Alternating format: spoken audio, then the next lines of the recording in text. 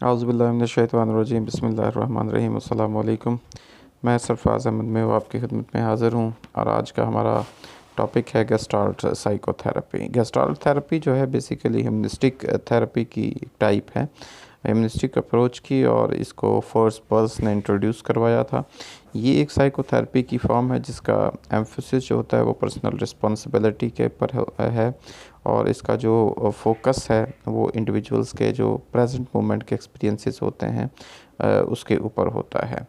इसके अलावा जो थेरेपिस्ट और क्लाइंट के रिलेशनशिप्स के ऊपर और एनवायरमेंटल और जो सोशल कॉन्टेक्ट्स होते हैं पर्सनस की लाइफ के, और जो उसकी सेल्फ रेगुलेटिंग जो एडजस्टमेंट होती है पीपल की, जो उसके नतीजे में वो बनाता है, तो उनको जो है वो बेसिकली इसके ऊपर इसका एम्फेसिस होता है। तो गेस्टाल्ट थेरेपी की इंट्रोडक्शन क्या है और इसकी हिस्ट्री के हवाले से थोड़ा सा बात करते हैं, और फिर इसकी हम जो है वो टेक्निक्स, इसमें जो इंटरवेंशंस यूज़ होती हैं गेस्टाल्ट साइकोथेरेपी के अंदर, उनके बारे में हम ब्रीफली डिस्कस करते हैं। तो आइए आज के लेक्चर का आगाज़ करते हैं।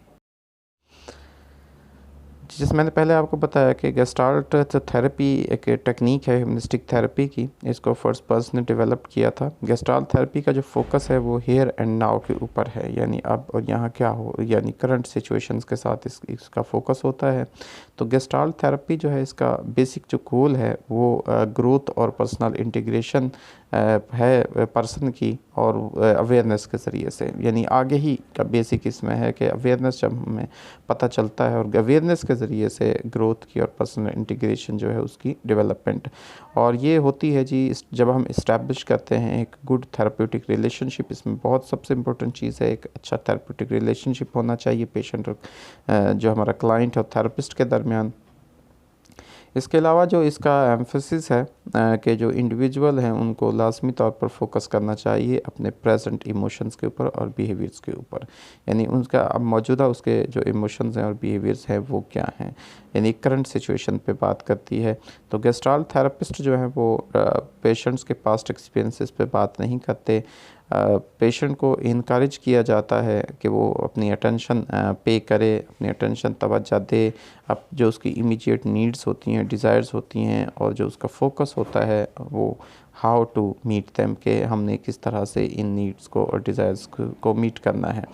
उससे ही पूछा जाता है कि वो री एक्सपीरियंस करे अपनी अनफिनिश्ड बिजनेसेस को, और अपनी बात करे कि किस तरह से उसके दरमियान हुई कॉन्फ्लिक्ट्स आई हैं, और किस तरह से उससे जो है वो छुटकारा हासिल हो सकता है, इसको रिज़ॉल्व किया जा सकता है।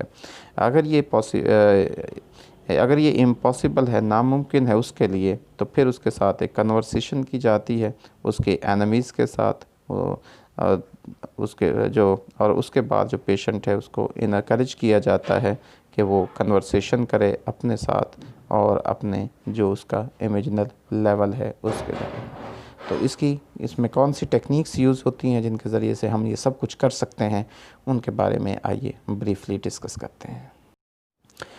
सबसे पहली जो टेक्निक या इंटरवेंशन जिसको हम कहते हैं वो यूज़ होती है गेस्टाल्ट साइकोथेरेपी के अंदर, उसमें एक्सपेरिमेंट्स होते हैं। तो गेस्टाल्ट जो थेरेपिस्ट हैं वो एक टेक्निक यूज़ करते हैं एक्सपेरिमेंट्स की या लर्निंग एक्सपीरियंसेस की, यानी हमने अपने एक्सपीरियंसेस को कैसे लर्न करना है जो क्लाइंट के साथ हैं। तो एक्सपेरिमेंट्स जो होते हैं वो डिज़ाइन किए जाते हैं इंडिविजुअल्स के लिए, और फिर उनमें एक इनएक्टमेंट का जो है वो फॉर्म उसको दी जाती है, रोल प्ले की, होमवर्क की या अदर एक्टिविटी जो कि इंडिविजुअल्स की सेल्फ़ अवेयरनेस को प्रमोट करे, वो जो है उसको दी जाती है।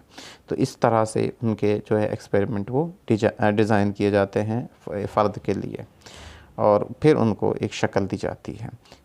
सेकंड जो टेक्निक है उसको यूज़ ऑफ लैंग्वेज कहते हैं। तो गेस्टाल्ट थेरेपिस्ट लैंग्वेज चूज़ करते हैं that will encourage change in the client, जो कि क्लाइंट के अंदर चेंज को इनकरेज करे, यानी किस लैंग्वेज में हम उससे बात करेंगे तो वो जो क्लाइंट है उसके अंदर जो चेंज है उसको इनकरेज कर सके।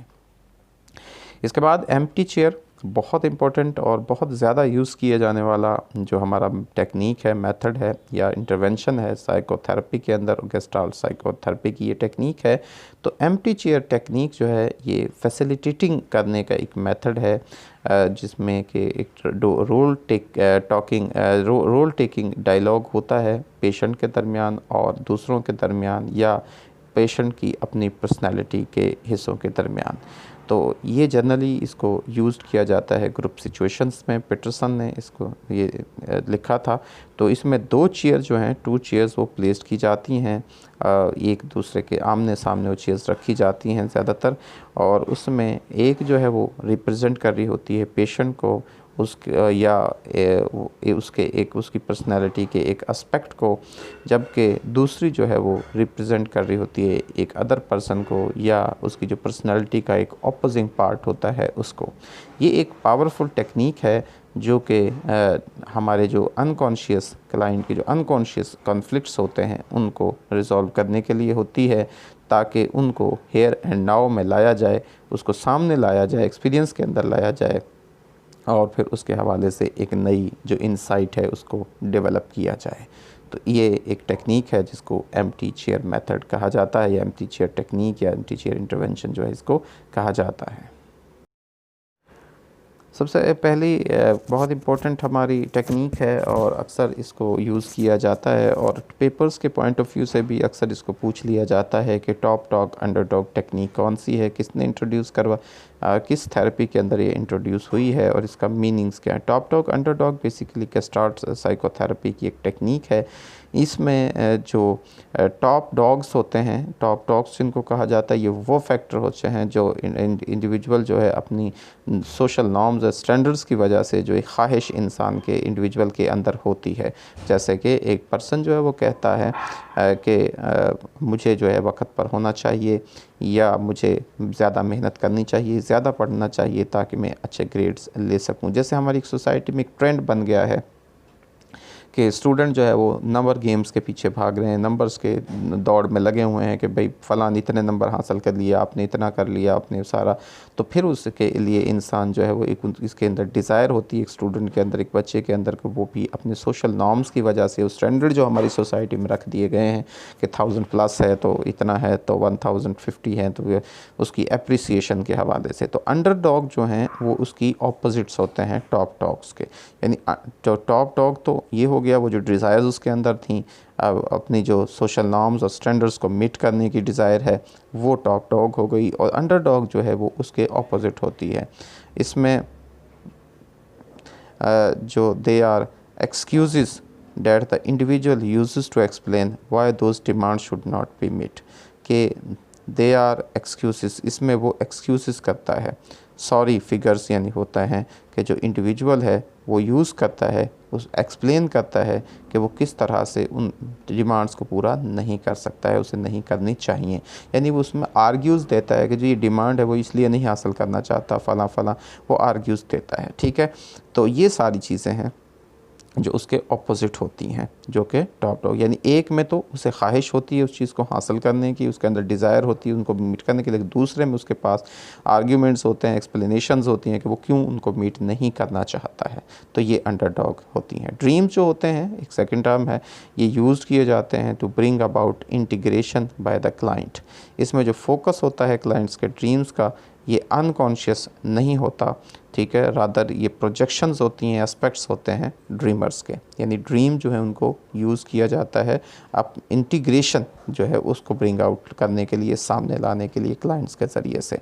ठीक है, इसमें वो अनकॉन्शियस के हवाले से, जैसे फ्राइड ने कहा था, अनकॉन्शियस नहीं होता बल्कि ये प्रोजेक्शंस होती हैं, ये एस्पेक्ट्स होते हैं ड्रीमर के, जो करंट सिचुएशंस के हवाले से, उसकी इंटीग्रेशंस के हवाले से होता है, उनको सामने लाया जाता है।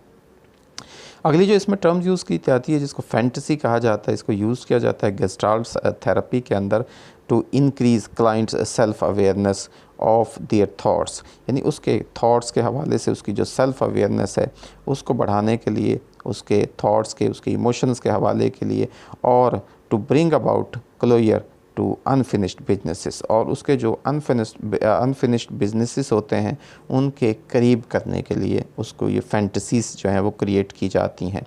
ये बेसिकली एक सेल्फ़ अवेयरनेस होती है अपने थॉट्स की और इमोशंस की, ताकि वो अपने जो उसके नामुकम्मल चीज़ें हैं ज़िंदगी, जिनकी वजह से वो प्रॉब्लमेटिक्स है, उसको प्रॉब्लम्स का शिकार है उसको, तो थेरेपिस्ट इसमें यूज़ करता है गाइडेड इमेजरी टेक्निक यानी फैंटेसी को यूज़ करता है, और इसका मकसद होता है क्लाइंट को इनकरेज करना और ये उसको सिचुएशंस जो है वो इमेजिन करवाना, जैसे कि what they would do in a certain situation, कि अगर उसके सामने कभी कोई इस तरह की कोई सिचुएशन आती है या प्रॉब्लमेटिक सिचुएशन आती है तो फिर उसमें वो क्या करेगा, और by projecting themselves into different roles, और उसको डिफरेंट रोल्स दे दिए जाते हैं, किरदार दे दिए जाते हैं जिसमें वो अपना रोल प्ले करता है। तो इस तरह से वो फैंटेसीज़ के ज़रिए यानी इमेजरी टेक्निक्स के ज़रिए से उसको इनकरेज किया जाता है कि वो अपनी जो सिचुएशंस हैं उनको इमेजिन करे और उनके ख़ुद ही उसका फिर सॉल्यूशन तलाश करे और अपना किरदार अदा करे एक सिचुएशंस के अंदर जहाँ पे, और ये ज़्यादातर एंजाइटी का जो है पेशेंट्स होते हैं उनको ट्रीट करने के लिए इस्तेमाल किया जाता है। तो ये तो थी जी आज की हमारी साइकोथेरेपी, जिसको गेस्टाल्ट साइकोथेरेपी कहा जाता है। This is very important psychotherapy and influential psychotherapy which is used in psychological treatment. I hope कि आपको ये पसंद आई होगी, आपने इसको अच्छी तरह से समझ लिया होगा, इसके कॉन्सेप्ट्स आपको समझ लिए गए होंगे आप, और कभी भी आपके सामने इस तरह की कोई जो है वो क्वेश्चंस आते हैं तो इंशाल्लाह आप इसीलिए उनको सॉल्व करने के काबिल हो गए होंगे। अल्लाह ताला से दुआ है कि अल्लाह ताला आपकी ज़िंदगी में कामयाबी नसीब फरमाए, अल्लाह ताला आपको तमाम ज़हनी जिस्मानी बीमारियों से महफूज फरमाए, अल्लाह ताला आपकी ज़िंदगी में आसानियाँ नसीब फरमाए और आसानियाँ तकसीम करने की तौफीक नसीब फरमाए। आपका बहुत शुक्रिया, दुआ में याद रखिएगा। अल्लाह हाफ़िज़।